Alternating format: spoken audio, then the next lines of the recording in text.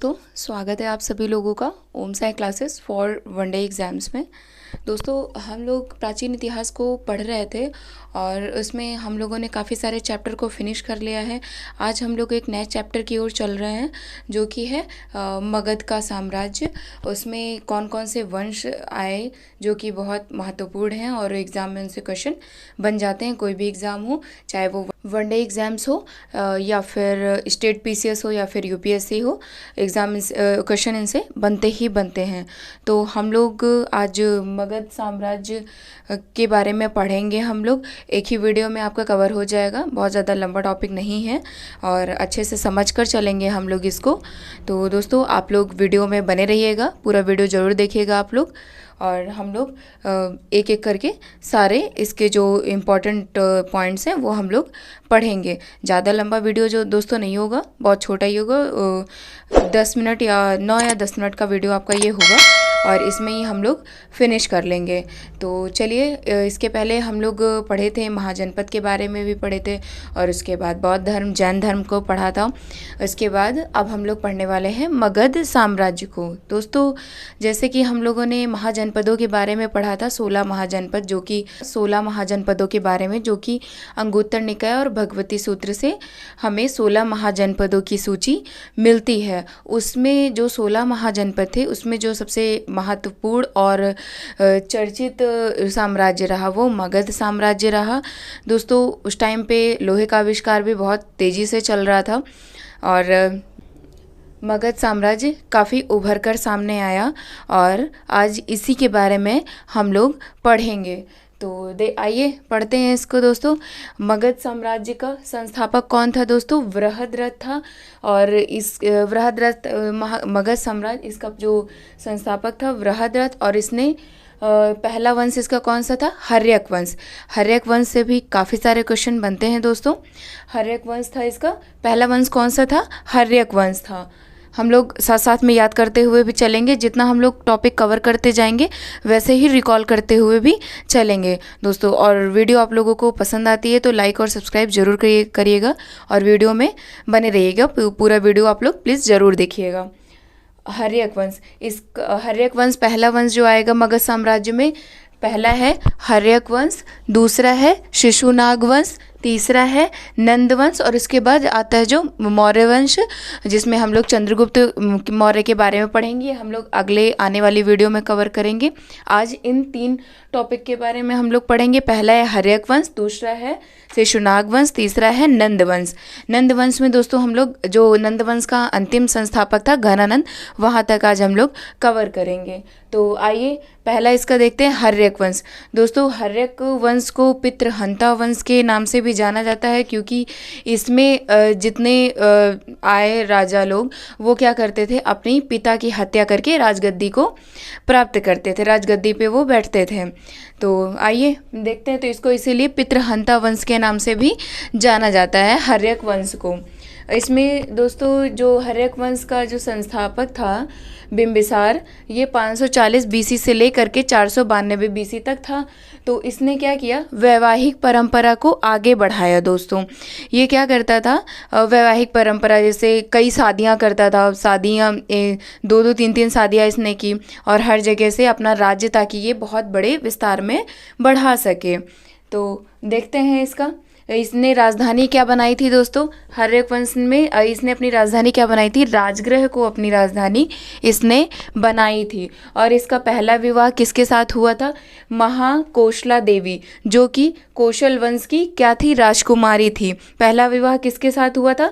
महाकोशला देवी के साथ। और कहाँ की ये राजकुमारी थी? कौशल वंश की राजकुमारी थी। दूसरा विवाह इसने चेलना से किया था, जो कि ये महाराजा चेटक की पुत्री थी। दूसरा विवाह इन्होंने किसके साथ किया था? चेलना से, ये महाराजा चेटक की पुत्री थी। तीसरा विवाह दोस्तों क्षेमा से किया था इसने, ये मध्य पंजाब राज्य की राजकुमारी थी। कौन थी ये? मध्य पंजाब राज्य की राजकुमारी थी। उसके बाद के पुत्र, जो इसका पुत्र था अजातशत्रु था, और अजातशत्रु का पुत्र कौन था? उदयन था। जैसे कि बिंबिसार का पुत्र कौन सा? अजातशत्रु। अजातशत्रु का पुत्र कौन था? उदयन था। तो इसके बाद अजातशत्रु ने अपने पिता की हत्या करके उसने राजगद्दी प्राप्त कर ली। उसके बाद उसने कब प्राप्त की थी? 492 में। और वैशाली और काशी को जीत लिया था इसने। और दोस्तों अजातशत्रु के ही टाइम पे, उसी के काल में बौद्ध जी को महापरिनिर्वाण प्राप्त हुआ था और उसी टाइम पे सबसे पहली बौद्ध संगीति हुई थी। दोस्तों ये इंपॉर्टेंट टॉपिक है, आप लोग याद रखिएगा। अजातशत्रु के टाइम पे ही पहली बौद्ध संगीति हुई थी और वो कब हुई थी? 483 ईसा पूर्व हुई थी। दोस्तों कब हुई थी? 483 ईसा पूर्व। मैं इसको लिख दे रही हूँ, आप लोग नोट कर लीजिएगा।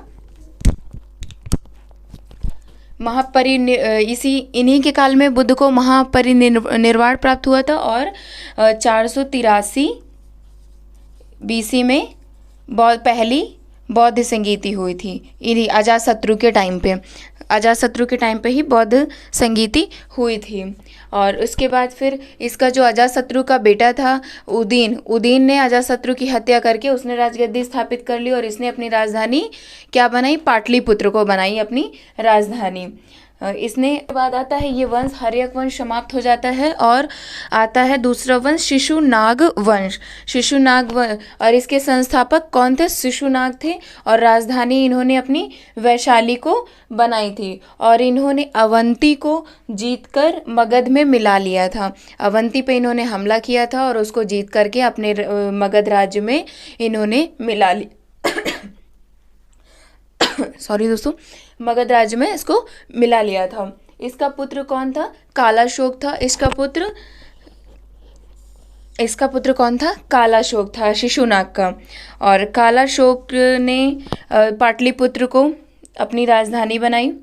कालाशोक के टाइम पे दूसरी बौद्ध सभा हुई थी। दोस्तों जो बौद्ध संगीति, 4 बौद्ध संगीतियों के बारे में हम लोग पढ़ते हैं, जो दूसरी वाली हुई थी वो कालाशोक के काल में हुई थी। कालाशोक के टाइम पे हुई थी ये दूसरी बौद्ध सभा।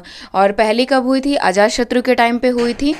और फिर आते हैं नंदीवर्मन। उसके बाद आता है नंदीवर्मन। ये कौन है? नंदवंश। उसके बाद इसके नंदवंश के संस्थापक कौन है? महापद्म नंद थे इसके संस्थापक। से शासक थे, भारत के पहले ऐसे शासक थे जिन्होंने एक राट की उपाधि धारण की थी। और इन्होंने कलिंग विजय किया था और कलिंग पर इन्होंने हमला किया था और उसको जीता भी था। और वहाँ से जिन सेना की मूर्ति को उठाकर उसको मगध में ले आया था और मगध में ले आया, नहरों का निर्माण कराया। कलिंग के राजा खारवेल थे, इन्होंने हाथी गुम्फा का निर्माण कराया था। उड़ीसा में उसी हाथी गुम्फा में लिखा गया है कि एक नहर का निर्माण कराया गया था, महापद्म नंद द्वारा कराया गया था। उसके बाद दोस्तों ये जो नंद वंश था, इसके जो अंतिम शासक थे वो घनानंद थे। घनानंद दोस्तों बहुत ही क्रूर शासक था और चाणक्य थे, उसने चाणक्य को बहुत ज़्यादा अपनी सभा में अपमानित किया था। उसके बाद जो चाणक्य थे, आप लोगों ने कहानी सुनी, के लिए उन्होंने फिर चंद्रगुप्त मौर्य को काफ़ी युद्ध के बारे में शिक्षा दिलाई और बहुत उन्होंने बताता है चंद्रगुप्त मौर्य आते हैं जो कि मौर्य वंश की स्थापना करते हैं। यहीं से दोस्तों नंद वंश जो है वो फिनिश हो जाता है। उसके बाद आता है मौर्य वंश। दोस्तों आने वाली वीडियो में हम लोग मौर्य वंश के बारे में डिटेल से पढ़ेंगे। आई होप आप लोगों को ये वीडियो पसंद आया होगा। दोस्तों जय हिंद। मिलते हैं आप लोगों को अगले वीडियो में। वीडियो अगर पसंद आए तो लाइक और सब्सक्राइब जरूर करिएगा। Thank you.